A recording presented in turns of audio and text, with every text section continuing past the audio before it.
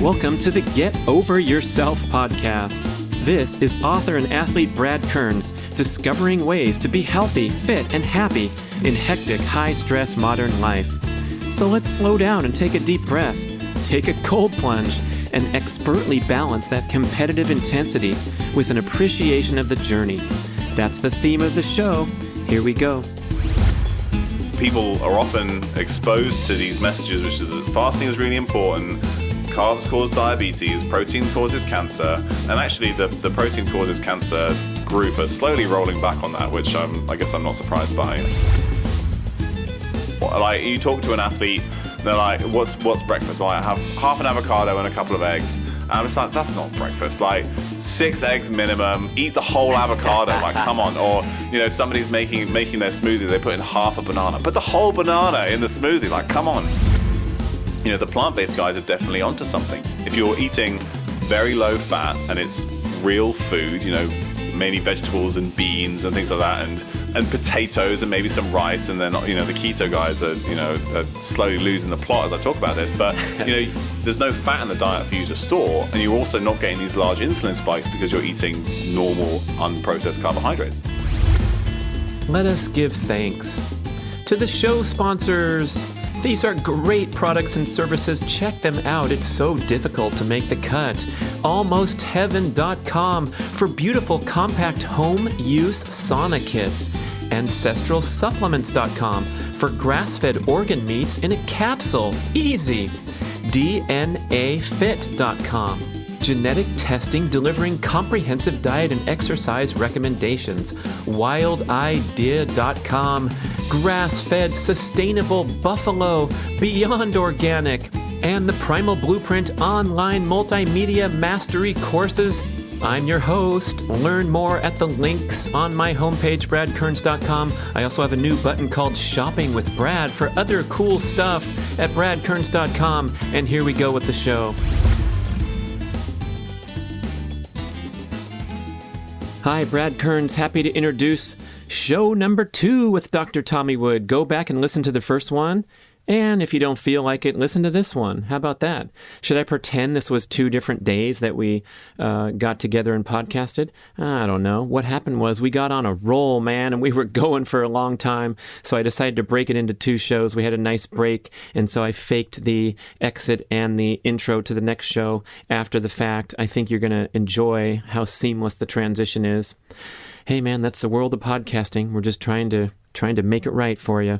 Anyway, in this show, he talks about how gut dysfunction is such a bad deal and a common deal for athletes, and the additional stress and risk of gut dysfunction that happens when you're carbohydrate dependent because you're compelled to slam down all these calories while you're training, which is not a good time, or in and around training. Your digestive system takes a lot of beating, especially when you're doing impact stuff like running.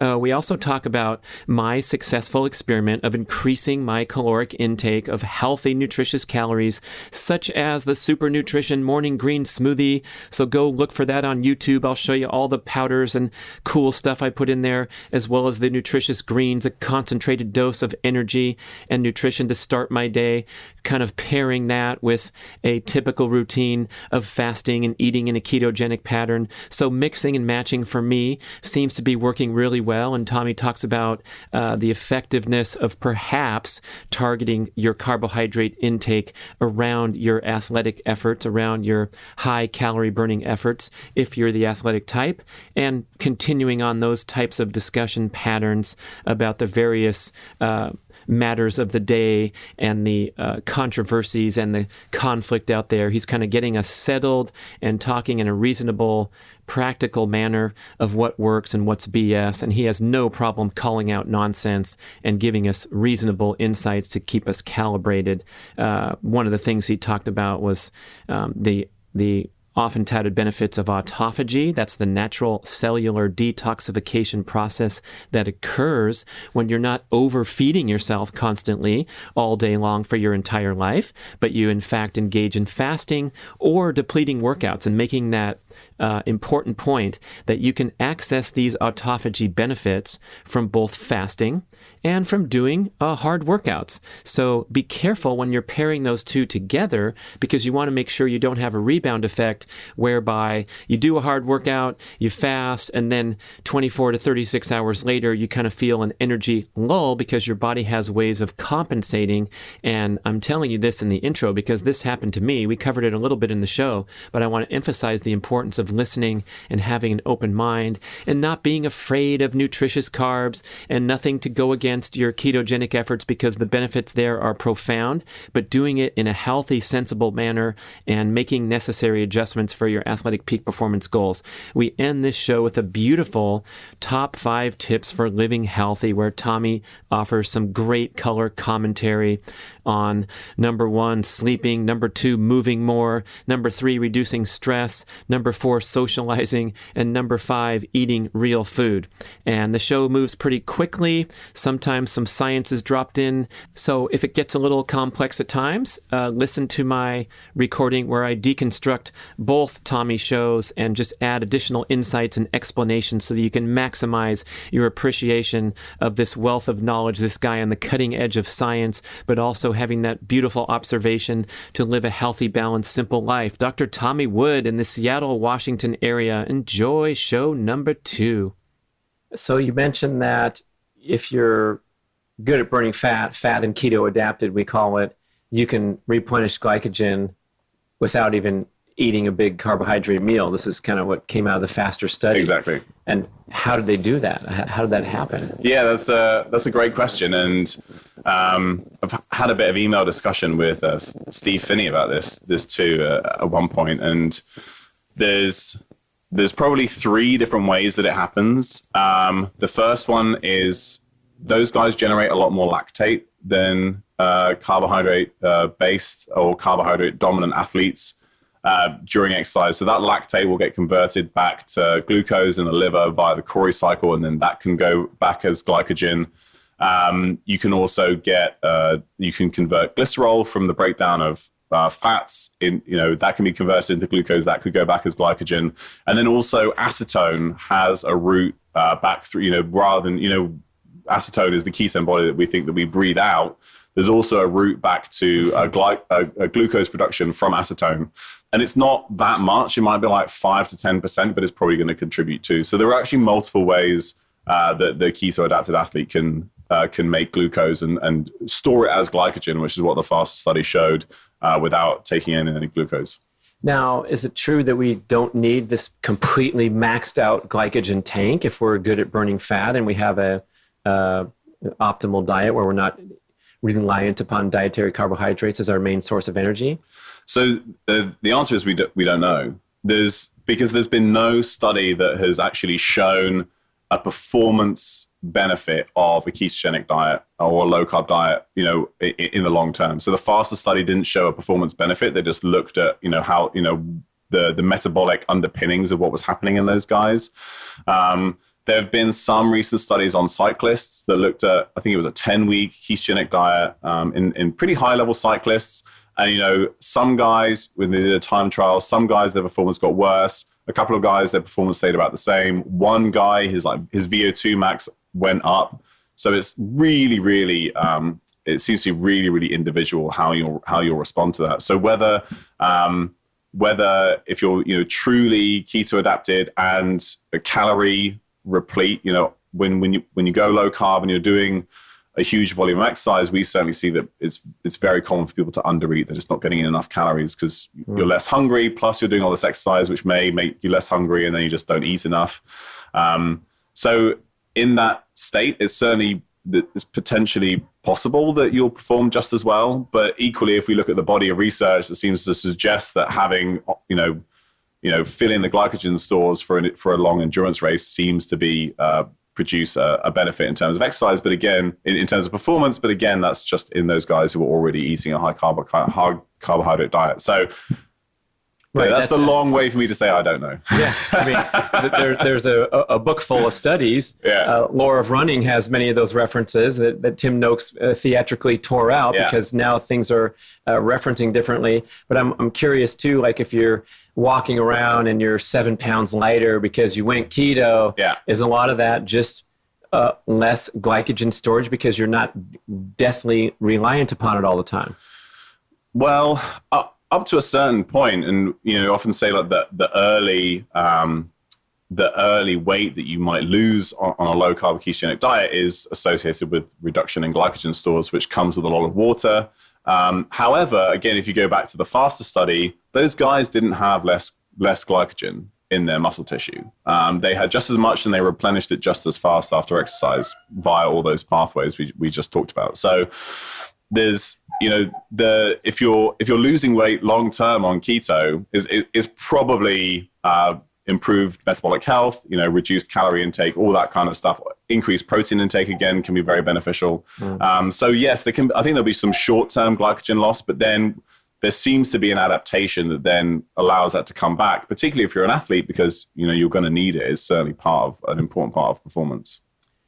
This is heading me to my wonderful experiment that I started at your behest in September of 2017. So it's almost a year now where we're looking at my profile. And again, this is an individual discussion of what's best for me. But I reported that, well into keto, enjoying my fasting periods where I feel productive, focused, stable mood, energy, cognitive function, and waiting until 12 or 1 to eat my first meal, and then going on and never really experiencing these hunger spikes that we're so used to enduring throughout our life. But then I have these athletic goals. I'm an old guy doing crazy shit still and trying to recover at the 50 plus category. And you made this speculation that maybe I should try to consume a higher number of nutritious calories to fuel my efforts rather than sort of be, obsessed with how calorically efficient can I become? How little food do I need? Because my appetite is so regulated with keto. Yeah. And so I said, okay, I'll try it. And I started getting into that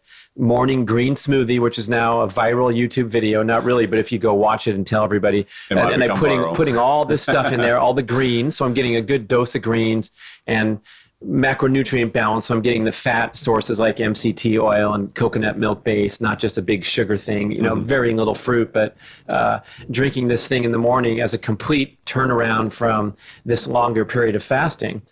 So how do we reconcile some of these messages that we're being bombed with, such as fasting's great, the more fasting the shorter eating window, the better you get autophagy, that's the cell detoxification repair, versus someone who maybe wants to feel better, perform better, maybe in a different category of metabolic function. Yeah, there's so many important things in there. I think fasting certainly a useful tool to have in the toolbox as part of a longevity strategy. However, I think it's worth pointing out that what happens in most of the guys or many of the guys that we work with, and you would certainly be an example of that, is that the combination of low carb, lower calorie, and people are often exposed to these messages, which is that fasting is really important. Carbs cause diabetes, protein causes cancer. And actually the protein causes cancer group are slowly rolling back on that, which I guess I'm not surprised by. But if you combine all of that with like a high level of exercise, you've got low caloric intake plus high caloric output. And at some point, that really is liquidating your assets. You're asking your body to do something that it's not designed to do, and then you're not giving it the things that it needs to recover from it. So when we talk to people about this, we basically tell them that they should, particularly if they have a performance goal and there's no issues with body composition, we tell them they should be eating as much as possible without gaining weight. And because there's this. Did you say ice cream, Tommy? I did. So you make these quips about, you've said it like a couple times in our past conversations, maybe on the podcast. Yeah. Ice cream. And then here we are in Seattle, and I go to Frankie and Joe's vegan ice cream the other night, and there's ice cream everywhere. These super healthy natural ice creams. It's like incredible. So I had to interrupt you there. Yeah. The ice cream's allowed in certain circumstances and parameters. So I did actually say ice cream in my talk at AHS too. Oh, he likes that. He was an ice cream guy. Have you been to that place, Frankie and Joe's, with the vegan ice cream? No, I haven't been to Frankie and Joe's. There are some other great places in Molly Moon's is a staple in Seattle, which is great. And then Salt and Straw was a Portland-based ice cream place, which now has a couple of stores in Seattle. Yeah. This show is sponsored by Frankie and Joe's Salt and Straw, and our payment is free ice cream for Brad and Tommy. Yeah, please. We'll need to let them know we talked about them. So yes, I think sometimes, and ice cream isn't the perfect example because it's not nutrient dense. It's very easy to overeat. All that kind of stuff is the perfect combination of carbohydrate and fat, which is going to promote storage as fat if you don't introduce it at the right time. But just sometimes you need to get a lot of calories in, and sometimes you need to eat calorie dense foods, and you also need to accept that maybe your performance is more important in the short term, and what your performance requires is calorie dense foods that perhaps are not optimal for health. But if you're prioritizing performance, you're probably prioritizing performance at the absence of health. At least there's a balance that's happening there. And you just need to realize that if you're doing this kind of exercise, or this volume of training, you're going to need to fuel it, and sometimes you just need to eat calorie dense foods to do that. There are obviously better and worse ways to do that, but sometimes a scoop of ice cream certainly isn't a bad thing to do.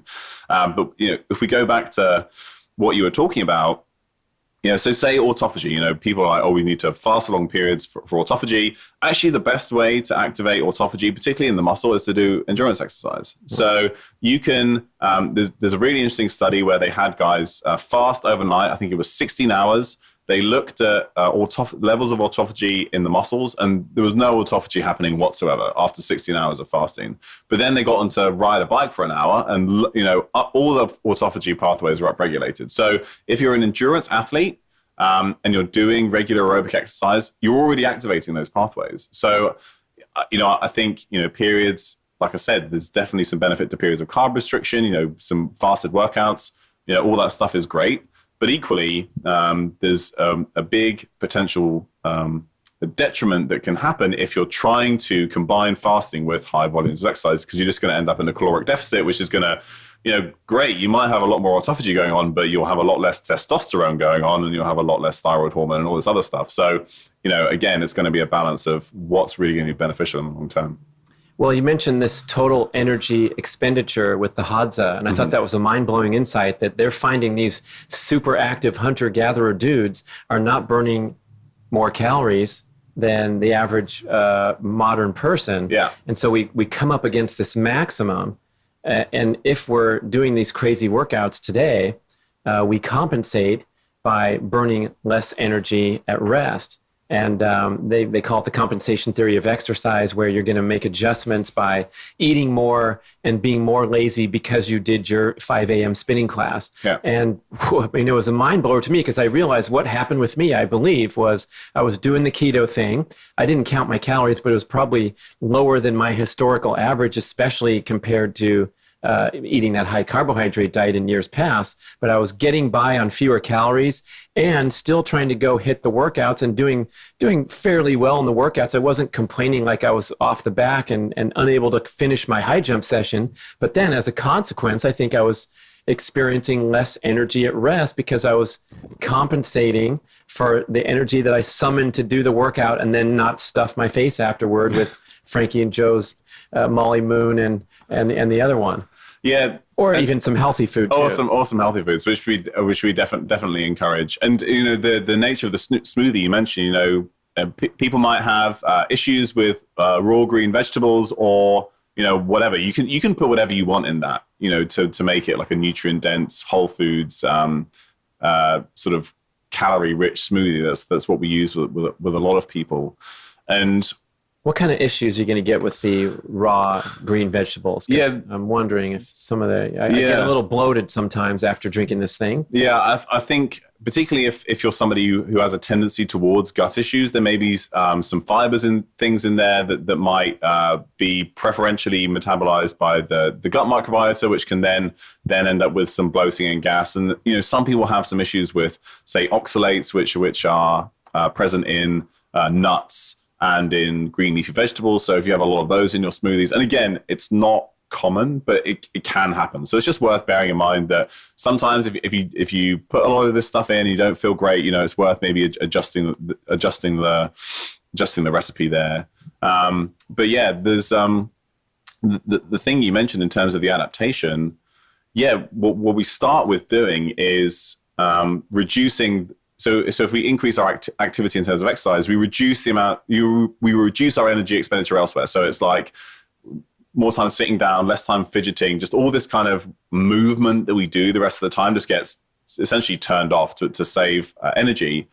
And then then there's this other bit which hasn't been well studied, but I'm certain that it happens, where you start to then reduce the energy that's going towards other processes. So it can be repairing the gut, or hormonal signaling, or all this stuff. So you keep on turning down all these other things in order to pay for the exercise that you're doing, because you're not providing the calories to fuel it.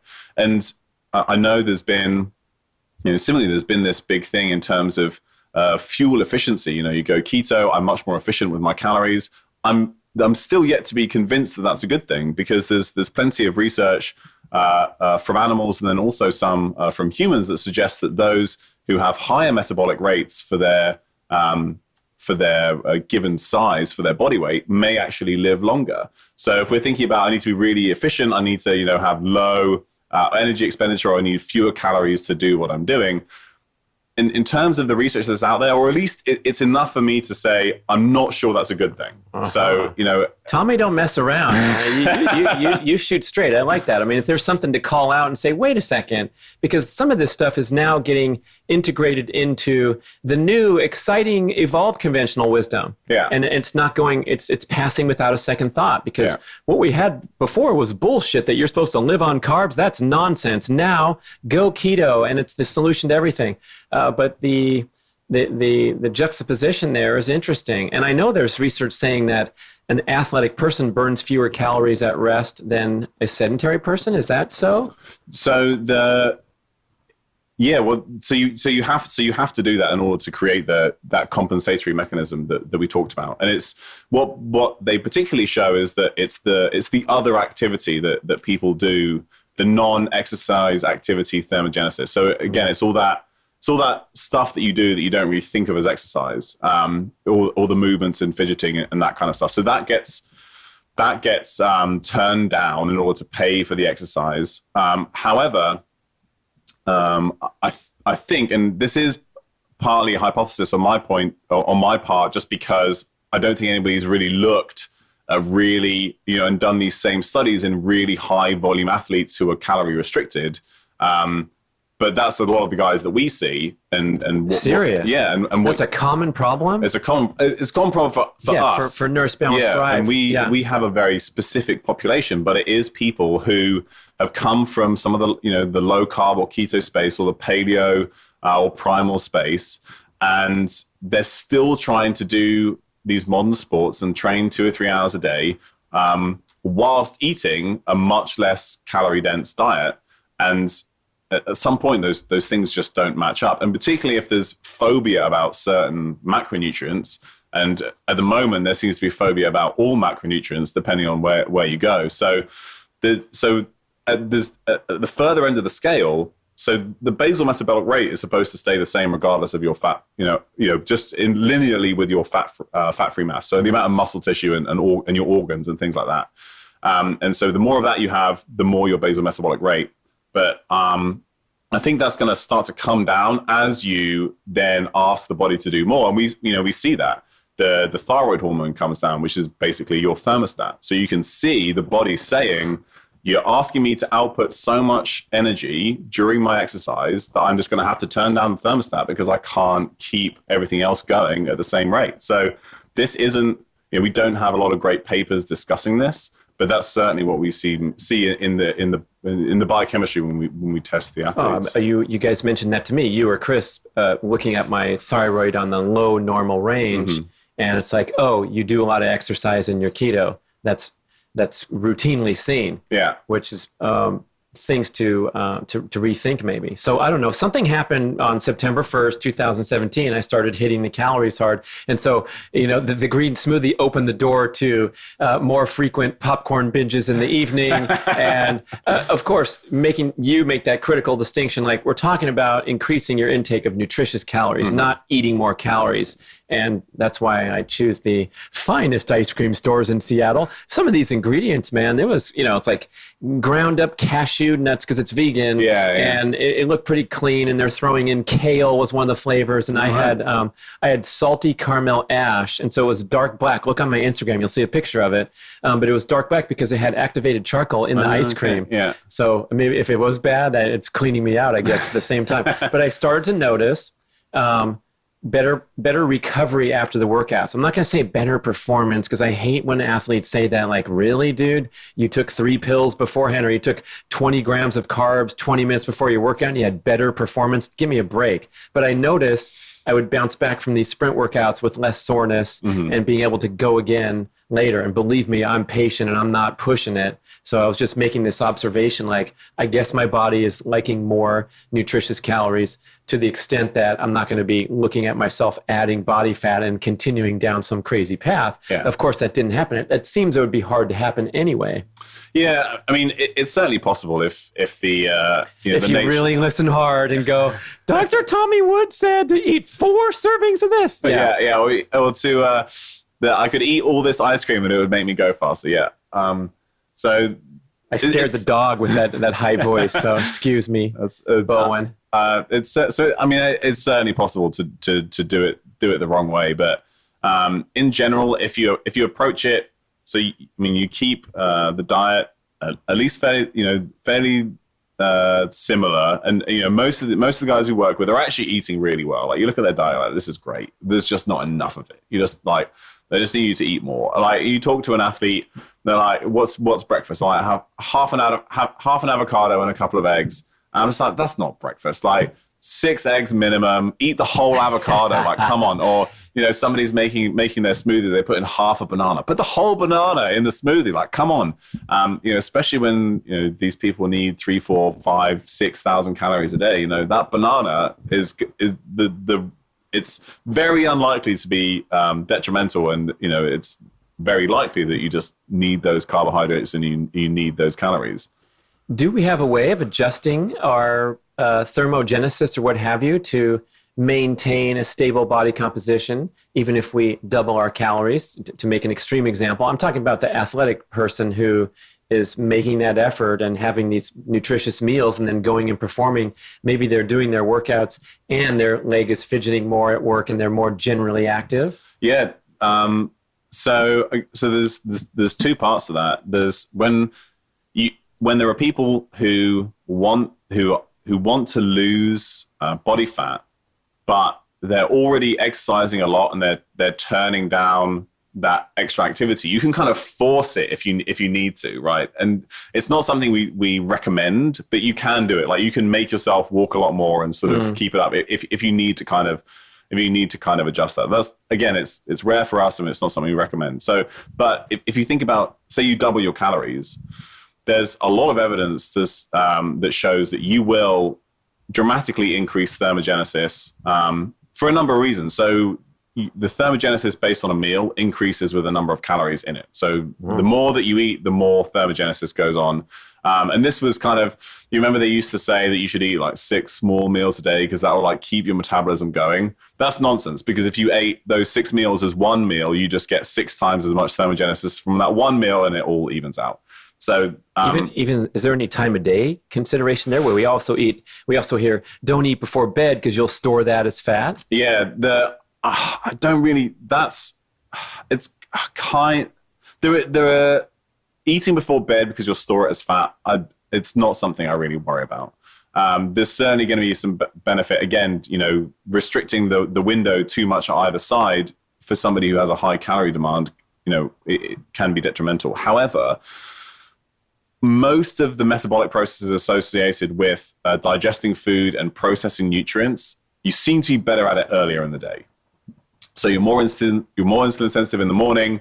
You're more responsive to carbohydrates in the morning. If you eat earlier in the day, then you have lower glucose spikes to carbohydrates later in the day.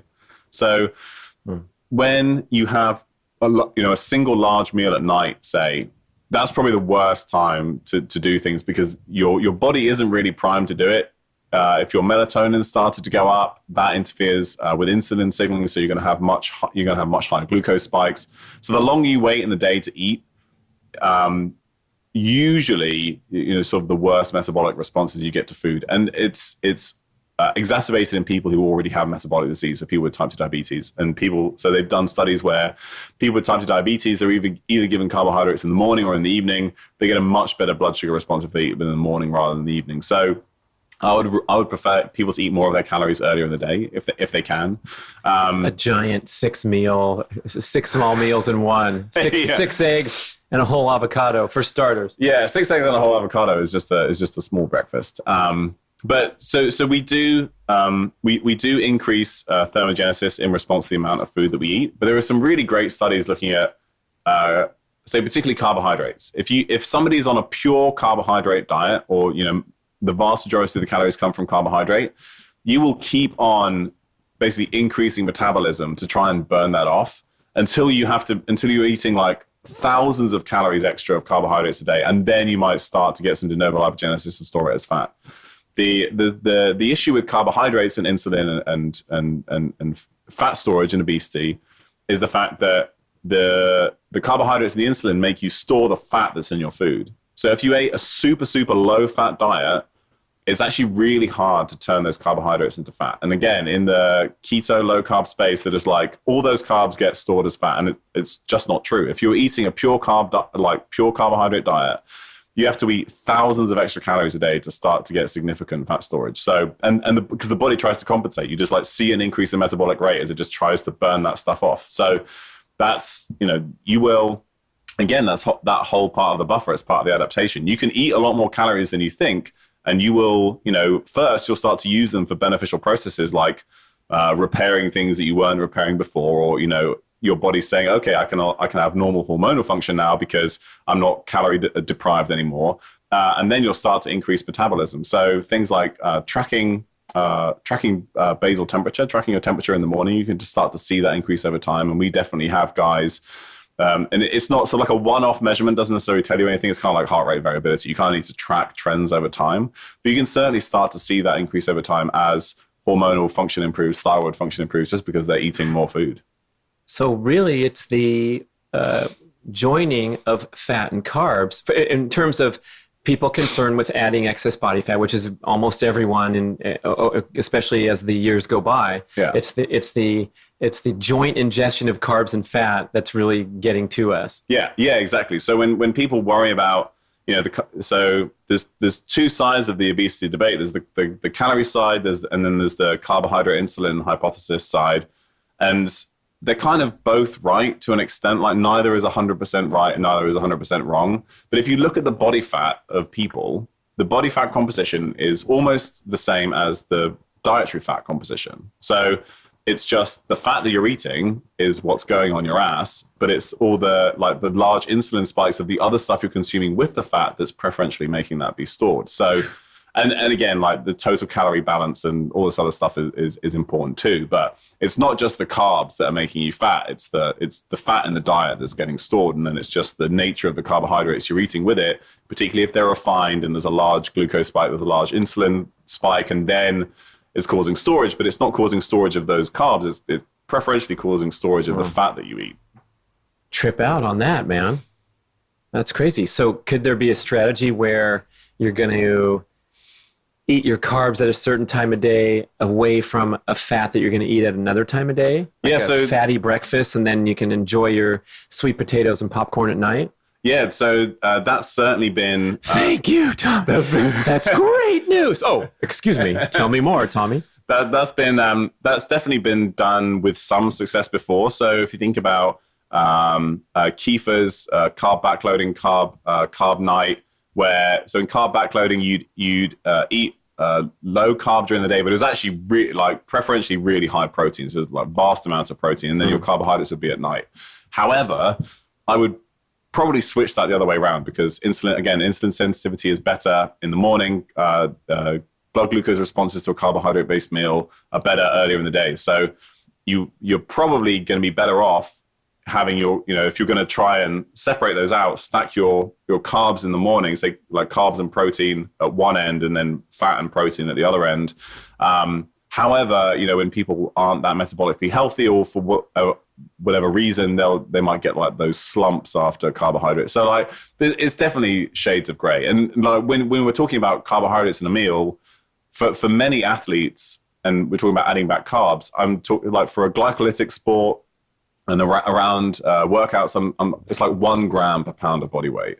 For an endurance, a high volume endurance athlete, it might be 2 to 3 grams per pound of body weight. Like it's not huge amounts of carbohydrate, right? Well, that's a fair amount. Well, it's a fair amount if you come from the low total carb body weight or lean body weight. So I just go off if somebody's somewhere between 10 and 20% body fat, then I'll just go off total body weight. If you're obese, have a very high BMI, then you might adjust down based on body fat levels. But if you think about the amount of carbohydrate that those guys would traditionally be told to take, so you're talking about maybe 6 grams per pound, and I'm saying maybe 2 grams per pound. So it's for the whole day. Over a whole day. Oh, sure, yeah. Yeah. So not much. So we're adding back what's a significant amount of carbohydrate if you're a low carb or keto person, but it's still not very much compared to like traditional endurance, athletics, nutrition. But that's definitely enough to see a benefit. Especially if you're healthy, yeah. And I mean, if you're metabolically healthy, you should be able to tolerate all of this. You should be able to have a large carbohydrate bolus, a large fat bolus, a large protein bolus. All of that gets metabolized nicely and just goes through. So like that's the marker of somebody who has good metabolic health, is being able to tolerate these foods. So we got to let you go. I appreciate so much this great show. It's fast moving. We're going to have to do some Googling. But here at the end, why don't you tell me, with your clients, what is really working? What are the big changes that you're getting the most results from? So I think that the most important thing that we've figured out is that knowing the answer is often the easy part.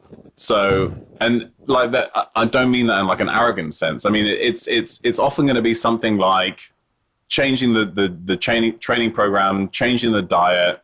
Maybe there needs to be some supplementation. Maybe there needs to be, we need to do a gut protocol to treat something that's going on there. Maybe they need to go to their doctor and get a medication. It doesn't happen often, but sometimes it happens. So the answer isn't the hard part. It's creating new habits. It's creating behavior changes, getting people to do stuff that is going to be beneficial to them in the long term. Creating these movement habits, training habits that are going to be something you can do for decades to come, or creating dietary habits that you can do for decades to come, rather than just being a quick fix kind of thing. So, a lot of everybody we work with now works with our performance psychologist, Simon. He, if you're a cycling fan, he's the sports psychologist for Team BMC, who are racing the Tour de France as we're speaking right now.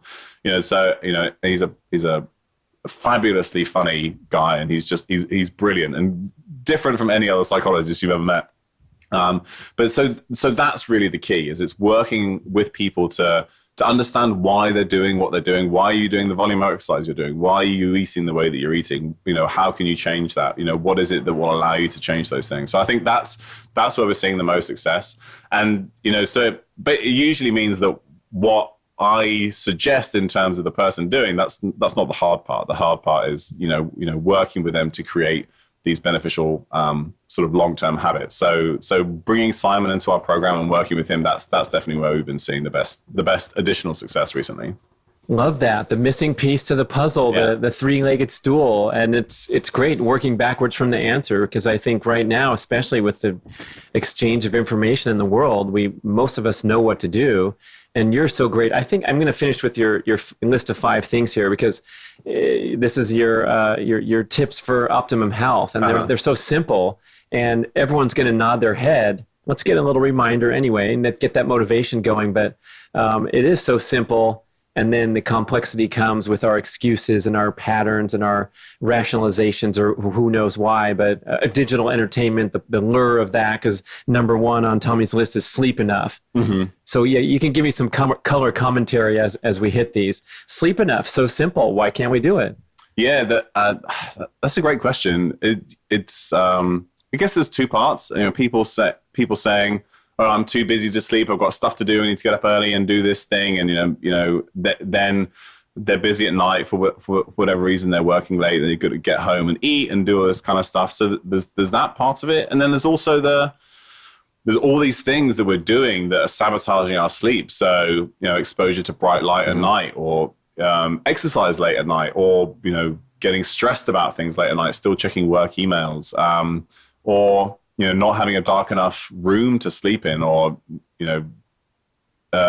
other things like noises that are gonna keep you awake, or a room that's too hot to sleep in. So we're in Seattle. There's no AC. It's kind of hot in the middle of summer in the nights. It's sort of like 80 degrees in the bedroom. So we have like multiple fans kind of blowing just to kind of get it cool in there, because that's a huge part of sleep is body temperature coming down. So all these different reasons, both sort of external and internal, really seem to be sabotaging our sleep. But again, they're not that difficult to fix. It just requires you to, sort of focus on it a little bit. Number 1, sleep enough. Number 2, I like how you grouped all these together in move more. Mm-hmm. Lift, walk, sprint, jump, climb. So it sounds like we're talking about workouts and general movement together. Yeah, definitely. And when I was trying to, a few years ago, I tried to build this kind of thought process for how we should structure movement for longevity. And it was the upside down movement pyramid. So basically, and the reason it was upside down is because you started at the top, which is kind of like the fat bit. And as you added layers, obviously it gets more pointy at the bottom, and it becomes more unstable. So that's why it was upside down. And the first one is just sit less, spend less time sitting. So standing or crouching or whatever. So I spend most of my time, at a standing desk, but I'll be in lots of different positions while I work during the day. So just sit less, and then walk more. So like I talked about, the Hadza, they spend 2 to 3 hours a day walking. You might not be able to do that much walking, but regularly, just every hour, a 5 to 10 minute walk has been shown to have a huge number of benefits in lots of studies. So just walk more, and then you should lift stuff. Like you should go and lift heavy things, and that could be your own body weight if it's off, the limb of a tree, or do some push-ups or squats, or lift some weights in the gym, or rocks, or it can be literally anything you want to lift. It doesn't matter what the implement is. And that's because strength is so important for long-term health. And then sprints. If you're doing brisk walking, then you've gotten some low-level aerobic work in there. And then you're going to add some short sprints for that, that top end, that glycolytic work. You're going to work the other energy systems. Again, and you also get cardiovascular benefits from sprinting. And they can be super easy, and they don't need to be, you can do them on a bike or whatever implement that you have, and they don't need to be sort of put you any risk of any injury or anything like that. You know, anybody can sprint, and it's all relative to your current fitness level. And then if you're doing all of that and you have the time and the capacity and the space and the health to do it, then I add like the chronic cardio, like the long biking and, cycling and swimming and, running, all that kind of stuff. Because once you've done all the other stuff, the additional health benefits from that kind of exercise, there is some, absolutely, but, you don't need as much of it. So that's always like, if I was structuring something for somebody who wanted to be healthy for as long as possible, that's the final piece of the puzzle. If you're doing everything else, like eating enough and sleeping enough, and you're doing your strength training and some sprints and all that kind of stuff. It's often the first piece instead of the final. Yeah. Sleep enough, move more. Number 3, reduce stress. Meditate, do yoga, nap, spend time outdoors. Yeah, and so that's that's again, I guess one in that description, which I've done previously, I guess I don't expand enough on the fact that stress is subjective. So you are exposed to things that can make you stressed, but you don't have to make them stressed. So it's kind of there's a book called The Myth of Stress that goes over some of that. So again, it's, can you recalibrate how you respond to certain things? And, there's definitely, so I just think about conversations that I have with my wife, and one of us will get like really stressed about something, and the other will be like, why is this stressing you out? It's fine. Don't worry about it. So, if you can start to recalibrate the way that you respond to potential stresses, that's going to be super important. But then equally finding ways to just, focus internally and reduce some of those stresses. So meditation is great. Yoga is great. Just being outside, like that barefoot on the grass, there's just some amazing things that happen. Sunlight, we haven't mentioned sunshine yet, and bright light during the day, which is just super, super important again for circadian rhythm. And sun is really important. I mean, people think about vitamin D, but also nitric oxide and, all these other great things that come from being exposed to sunlight. So all of that can then help reduce, our total stress burden. I think when we're most stressed is when we need these the most and we're least likely to do it. Yeah. And I've found times in my life where I somehow just had to force myself to get out. It might have been because the dogs need an outing, and you don't realize that you need the outing too. You're just like, I better stop working because these dogs are going crazy, chewing up my couch. I'm going to go take them out. And wow, did I get a positive benefit from that? Even though I'm not thinking, because I'm too stressed to think about how I need to balance my day. Yeah, so the dog is my favorite health tool. You got a whole show about that on the podcast, right? Because they need to go outside. When you need to go outside, they need to. You can eat when they eat. They have usually healthy eating patterns, and if you're a good dog owner, they'll eat an ancestrally appropriate diet, which should be meat based. They are obligate carnivores in general, and they love to play. So I mean, I was on another podcast talking about this recently. Like the importance of play in humans, and the way that I make sure that I get my play in is that I play. I wrestle with my dogs. I have two 70-pound dogs. You can get down on the floor and wrestle. And it's just one of those things. I don't count it as exercise, but stress reduction, movement, I'm outside, all that kind of stuff comes into play just by having a dog. So yeah, they can do all kinds of great stuff. We definitely got some play in before we hit record. When Bowen saw me at the door, I'm like, what's up, playa? I mean, a white boxer is one of the most beautiful animals of all time. Yeah. And fuck the AKC if they don't recognize the white boxer. That's crazy. So people don't have generally have them just because they're not recognized by the American Kennel Club, which is crazy. I mean, you know why though? No. It's because they would win Westminster every year. It would be unfair to all other breeds. It'd be like best in show. Once again, is the white boxer. Who can compete? They go to Crufts and wipe the floor with everybody. Yeah. That's right. Okay, number 4, socialize with an S. Love it. Put down the iPhone. Have fun with friends and family. Have sex. As you say, have sex. Borat, think this very funny. Okay. Number 4. I think we've kind of covered a lot of that, both from, there's we talked about the different positions. Oh, so yeah. We covered that. Yeah, Brad took some photos. They'll be in the show notes. Just in terms of the mental health aspects, and then also the physiology, socializing, human contact, touching other people, hugging people, having sex, like it's just this. So many amazing things that come, and we can make it scientific. There's the studies that exist. I could talk about the studies that do that, but just in reality, we know how much better we feel when somebody gives us a hug. We know how much better we feel usually after we've had sex or some kind of contact or interaction with another human who we love. So that stuff is just incredibly important, and it's one of those things. It's often the missing piece. When somebody has their diet dialed in and their exercise dialed in and their supplement stack dialed in and all that kind of stuff, that's the missing piece, which is often the case. And actually, I'm just going to quickly go back. I forgot to mention something in the stress thing.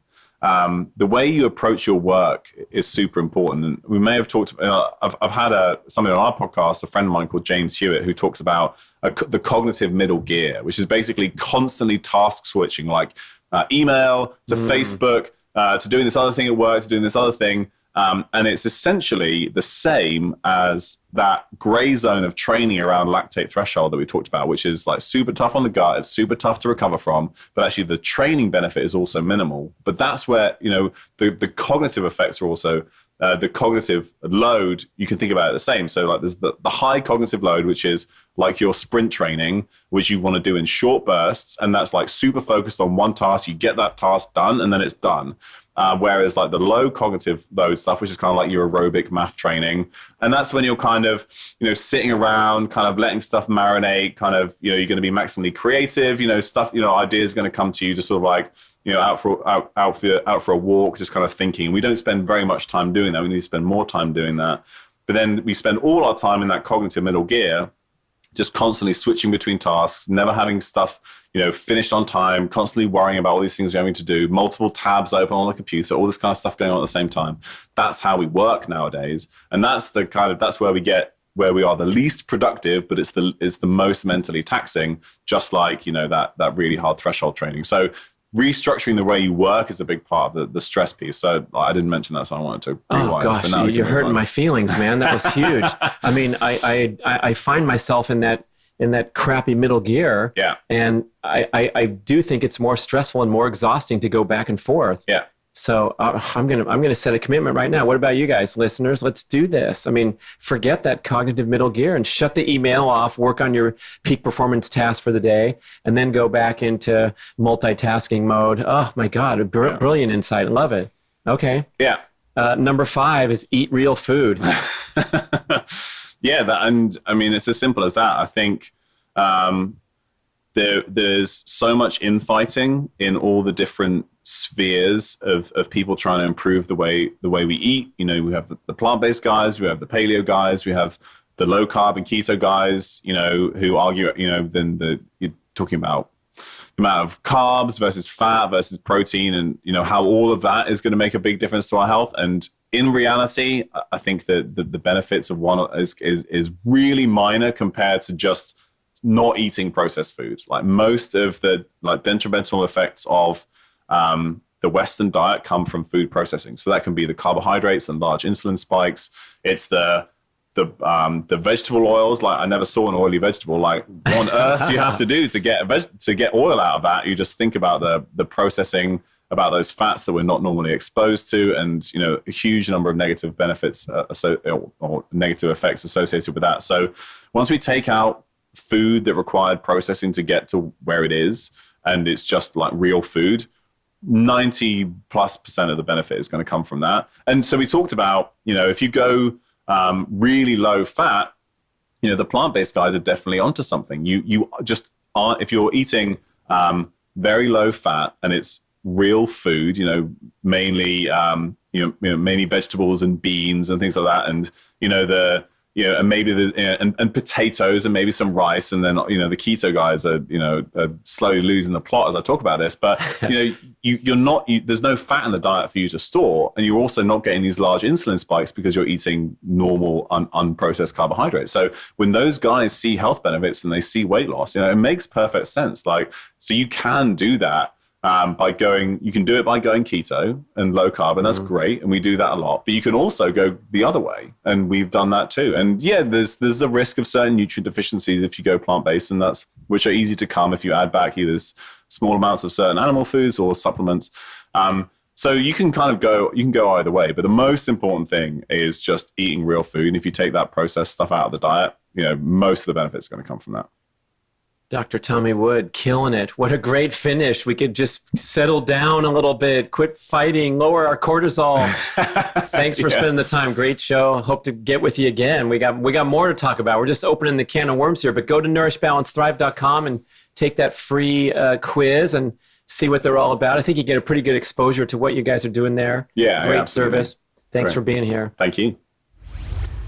This is Brad. I want to tell you about my life-changing acquisition of a personal home-use sauna. I have a 6x6 barrel sauna in my backyard, ready-made heat therapy, a fabulous unit from Almost Heaven. Check out their website. You can very affordably order your own sauna for installation in your backyard or garage and have a sauna experience, the fabulous health benefits accruing from exposure to hot temperatures. Get that sweat going. These are beautiful traditional dry barrel saunas where you splash the water on the rocks, go in there and relax. It's become a social centerpiece at my home. People traveling from far and wide to come check out the barrel sauna, turn the dial or set the timer and walk in to 200 degrees in the Caribbean seas. For some reason, people like to come to the sauna more than my cold tub. Go figure.